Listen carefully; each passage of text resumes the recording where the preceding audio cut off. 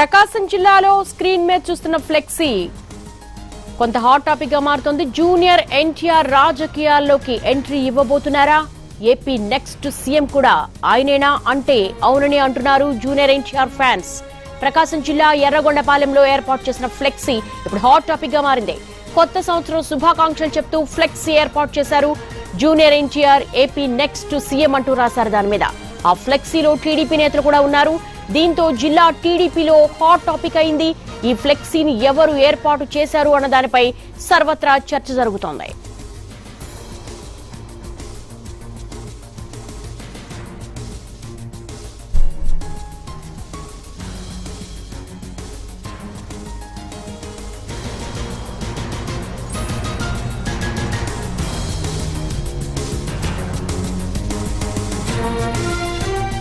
AP రాజకీయాల్లో సినీ నటుడు junior NTR ప్రస్తావన ఎప్పుడూ ఉండనే ఉంటుంది.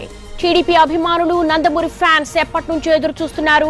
2019 ఎన్నికల్లో టీడీపీ ఓటమి తర్వాత మళ్లీ జూనియర్ ఎన్టీఆర్ ప్రస్తావన వస్తూనే ఉంది.